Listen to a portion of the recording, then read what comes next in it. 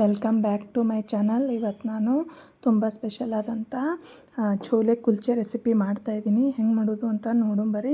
ಅದಕ್ಕಿಂತ ಮುಂಚೆ ನೀವು ನನ್ನ ಚಾನಲನ್ನು ಫಸ್ಟ್ ಟೈಮ್ ನೋಡ್ತಾಯಿದ್ರೆ ಚಾನಲನ್ನು ಸಬ್ಸ್ಕ್ರೈಬ್ ಮಾಡಿಕೊಡ್ರಿ. ನೋಡಿರಿ, ಮೊದಲಿಗೆ ನಾನು ಬಿಳಿ ಬಟಾಣಿಯನ್ನು ಒಂದು 5ರಿಂದ 6 ತಾಸು ನೆನೆ ಹಾಕಿದ್ದೆ.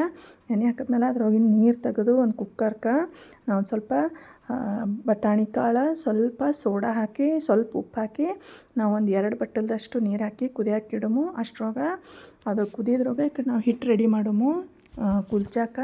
ಅದಕ್ಕೆ ನಾನಿಲ್ಲಿ 1 ಕಪ್ದಷ್ಟು ಹಾಲು, ಒಂದು 2 ಚಮಚದಷ್ಟು ಮೊಸರು, ಸ್ವಲ್ಪ ಸಕ್ಕರೆ, ಉಪ್ಪು ಮತ್ತು ಬೇಕಿಂಗ್ ಸೋಡಾ ಹಾಕಿ ಚೆನ್ನಾಗಿ ಕಲಿಸ್ಕೊಂಡು ನಾನಿಲ್ಲಿ 1 ಕಪ್ ಮೈದಾ ಹಿಟ್ಟು, 1 ಕಪ್ ಗೋಧಿ ಹಿಟ್ಟು ಬಳಸ್ತಾಯಿದ್ದೀನಿ. ನೀವು ಬೇಕಂದ್ರೆ ಬರೀ ಮೈದಾ ಹಿಟ್ಲೇನು ಮಾಡ್ಬೋದು, ಗೋಧಿ ಹಿಟ್ಲೇನು ಮಾಡ್ಬೋದು. ನೋಡಿರಿ, ನಾನು ಇದಕ್ಕೆ ಸ್ವಲ್ಪನೇ ನೋಡಿಕೊಂಡು ನೀರು ಬೇಕಾತಂದ್ರೆ ಹಾಕೋರಿ. ಚೆನ್ನಾಗಿ ಮೆತ್ತಗೆ ಸಾಫ್ಟಾಗಿ ಒಂದು ಕಲಿಸಿ ಮ್ಯಾಲೆ ಸ್ವಲ್ಪ ಎಣ್ಣೆ ಹಚ್ಚಿ ಇಟ್ಬಿಡ್ರಿ.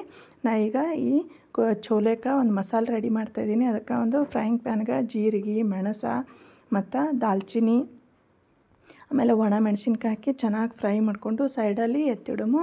ಈ ಕಡೆ ಇದಕ್ಕೊಂದು ಗ್ರೀನ್ ಚಟ್ನಿ ಬೇಕಾಗ್ತದೆ. ಅದಕ್ಕೆ ನಾನಿಲ್ಲಿ ಪುದೀನ, ಶುಂಠಿ, ಬೆಳ್ಳುಳ್ಳಿ ಮತ್ತು ಕೊತ್ತಂಬರಿ ಹಾಕಿ ನೋಡಿರಿ ಈ ರೀತಿ ಇದು ರೆಡಿ ಮಾಡ್ಕೊಂಡೀನಿ. ಹಾಗೆ ಹುಂಚಿಕಾಯಿ ರಸನೂ ಬೇಕು. ಅದೇನು ಮಸಾಲೆ ಫ್ರೈ ಮಾಡಿಟ್ಟಿದ್ನಲ್ಲ ಅದನ್ನು ಮಿಕ್ಸರ್ಗೆ ಹಾಕ್ಕೊಂಡು ಸೈಡಲ್ಲಿ ಇಡಮು. ಈ ಬಟಾಣಿ ಕಾಳು ನೋಡಿರಿ ಎಷ್ಟು ಚಂದ ಕುದ್ದಾವು. ಒಂದು ಸ್ವಲ್ಪ ಸೋಡಾ ಹಾಕಿದಕ್ಕೆ ಚೆನ್ನಾಗಿ ಕುದ್ದಾವು. ಅದನ್ನು ಸೈಡ ಒಂದು ಬೌಲ್ದಾಗ ತೆಗೆದಿಟ್ಕೊಳ್ಳಮು. ಅದಕ್ಕೆ ನಾನಿಲ್ಲಿ ಉಳ್ಳಾಗಡ್ಡಿ, ಟಮಾಟಿ ಮತ್ತು ಕೊತ್ತಂಬರಿ ಸೊಪ್ಪು, ಸ್ವಲ್ಪ ಹಸಿಮೆಣ್ಸಿನ್ಕಾಯಿ, ಉದ್ದುದ್ದಾಗಿ ಕಟ್ ಮಾಡಿದಂಥ ಜಿಂಜರ ಹಾಕ್ಕೊಂಡು ನಾನಿಲ್ಲಿ ಉಪ್ಪು, ಚಾಟ್ ಮಸಾಲ ಮತ್ತು ನಾನೇನು ಪುಡಿ ಮಾಡಿ ಇಟ್ಕೊಂಡಿನಲ್ಲ ಅದು, ಸ್ವಲ್ಪ ಗರಂ ಮಸಾಲ ಹಾಕಿ ಮಿಕ್ಸ್ ಮಾಡ್ತಾಯಿದ್ದೀನಿ. ನೋಡಿರಿ, ಈಗ ನನ್ನ ಫೇವ್ರೆಟ್ ಅಂದರೆ ಸ್ಟೆಪ್ ಅಂದರೆ ಇದನ್ನೇ ನೋಡಿರಿ. ಚೆನ್ನಾಗಿ ರೌಂಡಾಗಿ ಚೆನ್ನಾಗಿ ಇದನ್ನು ಕಲಿಸ್ಕೋಬೇಕು. ಠೇಲೆವಾಲ ಅಂತಾರಲ್ಲ ಆ ರೀತಿ ಚೆನ್ನಾಗಿ ಈ ರೀತಿ ಕಲಿಸ್ಕೋಬೇಕು. ಚೆಂದಂಗೆ ಕಲಿಸ್ಕೊಂಡ್ಮೇಲೆ ಇದನ್ನು ತೆಗೆದು ಮುಚ್ಚಿಟ್ಬಿಡುಮು. ನೋಡಿರಿ, ಈ ಸೈಡ ಇದು ನೆನೆದದ. ನಾವು ಇದನ್ನೆಲ್ಲ ರೆಡಿ ಮಾಡಿದ್ರಾಗ ಈ ಹಿಟ್ಟು ಸಾಫ್ಟಾಗಿ ನೆನೆದದ. 1 ತಾಸರೆ ನೆನೆಯಾಕೆ ಬಿಡ್ಬೇಕು ನೀವು. ನೋಡಿರಿ, ನಾನು ಇಲ್ಲಿ ಒಂದು ಸ್ವಲ್ಪ ಭಾಳ ತೆಳ್ಳಗೆ ಮಾಡ್ಕೊಬೇಡ್ರಿ, ಭಾಳ ದಮ್ಬೇಡ, ಮೀಡಿಯಮ್ ಸೈಜಿಂದು ಹಿಟ್ಟು ತೊಗೊಂಡು ನಾವಿಲ್ಲಿ ಉಳ್ಳಿ ಮಾಡಿಕೊಂಡು ಸ್ವಲ್ಪ ಛೋಲೆ ಏನಿರ್ತಾವೆ, ಕುಲ್ಚೆ ಏನಿರ್ತಾವೆ ಸ್ವಲ್ಪ ಉದ್ದುದ್ದು ಶೇಪ್ದಾಗೆ ಇರ್ತಾವೆ. ಈ ರೀತಿ ಸ್ವಲ್ಪ ನೋಡಿರಿ, ನಾನು ಈ ಥರ ದಪ್ಪದಾಗೆ ಲಟ್ಸ್ಕೊಂಡೀನಿ. ಸ್ವಲ್ಪ ದಪ್ಪ ಮುಡಿ ಮೇಲೆ ಇರಬೇಕು. ಕಾಯ್ದಂಥ ತವ ಮೇಲೆ ನೋಡಿರಿ ಎರಡೂ ಸೈಡ ಬೇಯಿಸ್ಕೋಬೇಕು.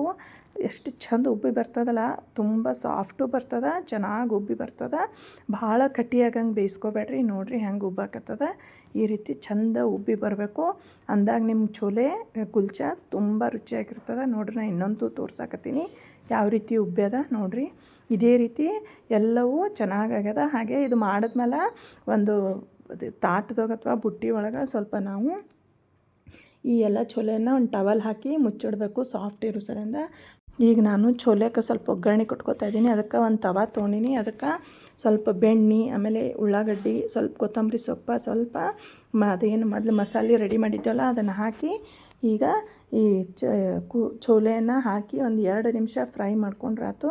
ಈ ಫ್ರೈ ಮಾಡ್ಕೊಂಡ್ಮೇಲೆ ಉಳಿದಂಥ ಅದೇ ಮಸಾಲೆಗೆ ಇನ್ನೊಂದು ಸ್ವಲ್ಪ ಬೆಣ್ಣೆ ಹಾಕಿ ಸ್ವಲ್ಪ ಉಳ್ಳಾಗಡ್ಡಿ ಅದು ಹಾಕ್ಕೊಂಡು ಈ ಏನು ಮೊದಲೇ ಬೇಯಿಸಿಟ್ಕೊಂಡಿದ್ದೇವಲ್ಲ ನಾವು ಆ ಕುಲ್ಚಾನ ಈ ರೀತಿ ಮಸಾಲೆ ಥರ ನಾವು ಮಾಡ್ಕೋಬೇಕು.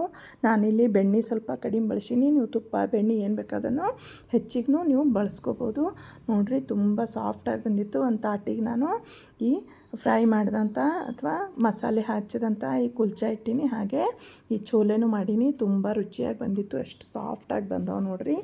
ಬಾಯಿಯೊಳಗೆ ಇಟ್ಟರೆ ಕರಗ್ತಾಯಿತ್ತು, ಅಷ್ಟು ಸಾಫ್ಟಾಗಿದ್ದು. ನೀವು ಒಂದು ಸಲ ಟ್ರೈ ಮಾಡಲೇಬೇಕಂತ ಹೇಳ್ತೀನಿ. ಹಾಗೆ ನಿಮಗೇನಾದರೂ ಈ ವಿಡಿಯೋ ಇಷ್ಟ ಆಗಿದರೆ ಒಂದು ಲೈಕ್ ಮಾಡಿ. ಹಾಗೆ ಹೆಂಗೆ ಬಂದಿತ್ತು ಅಂತ ನೀವು ಮಾಡಿ ಟ್ರೈ ಮಾಡಿ ನನಗೆ ಕಮೆಂಟ್ನಲ್ಲಿ ತಿಳಿಸ್ರಿ.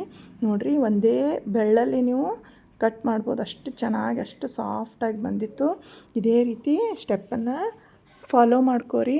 ನಿಮ್ಮದು ಇದೇ ರೀತಿ ಸೂಪರಾಗಿ ಬರ್ತದೆ. ಇವು ಉತ್ತರ ಭಾರತದ್ದು ಸ್ಪೆಷಲ್ ರೆಸಿಪಿ ಅಂತ ಹೇಳ್ಬೋದು. ತುಂಬ ರುಚಿಯಾಗಿರ್ತದೆ. ವಿಡಿಯೋ ಇಷ್ಟ ಆದ್ರೆ ಒಂದು ಲೈಕ್ ಮಾಡಿರಿ, ಶೇರ್ ಮಾಡಿರಿ. ಹಾಗೆ ನನ್ನ ಚಾನಲನ್ನು ಸಬ್ಸ್ಕ್ರೈಬ್ ಮಾಡೋದನ್ನು ಮರಿಬೇಡ್ರಿ. ಹಾಗೆ ನಾನು ಸಪೋರ್ಟ್ ಮಾಡ್ತೀರಾ ಅಂತ ತಿಳ್ಕೊಂಡು ಥ್ಯಾಂಕ್ಸ್ ಫಾರ್ ವಾಚಿಂಗ್.